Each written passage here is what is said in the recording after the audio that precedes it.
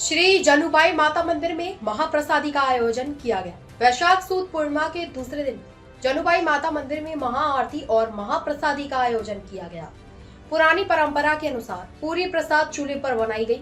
महाप्रसादी में डोली, बैगन, चावल और बाजरे की रोटियां चढ़ाई जाती हैं और इस भंडारे में पुरानी परंपरा के अनुसार बैठकर प्रसादी परोसी जाती है। इस भंडारे में पोल के स्थानीय लोग प्रसादी बनाने में मदद करते हैं। शाम 7 बजे महाआरती की गई, जिसके बाद माई भक्तों के लिए प्रसादी शुरू की गई।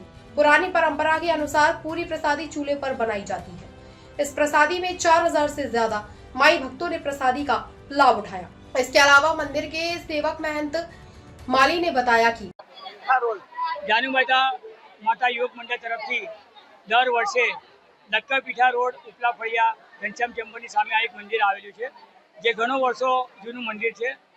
આ મંદિરમાં દર વર્ષે દૂર દૂરથી ભાવિક ભક્તો અહીંયા ભંડારાની ખાસ મહાપ્રસાદી લેવા આવે છે। ભંડારાની વિશેષતા એ છે કે આધુનિક યુગમાં હાલમાં આપ જોઈ રહ્યા છો કે ગેસની અછત છે। અછતના કારણે લોકોને ગેસના બોટલ મળતા નહીં, પણ અમારું રસોઈ, અમારી મહાપ્રસાદી ફક્ત ચૂલા પર જ વર્ષોથી થાય છે અને વર્ષોથી થતી રહેશે, જેના કારણે લોકોને આધુનિક યુગમાંથી જૂના જમાનાની યાદમાં એક ભંડારો એવું સમજે તો પણ ચાલે। તદુપરાંત આ ભંડારો દરેક બોલના રહેવાસીઓ, દૂરના ભાઈ બહેનો બધા જ આ મહાપ્રસાદીનો ભંડારાની પ્રસાદી લેવા માટે દર વર્ષે અહીંયા દૂર દૂરથી લોકો આવતા હોય છે અને આ પરંપરા ચાલતી રહેશે। મહાઆરતી હાલમાં જ પૂર્ણ કરેલ છે। ઘણા ભાવિ ભક્તોએ મહાઆરતીનો ભાગ લીધો છે।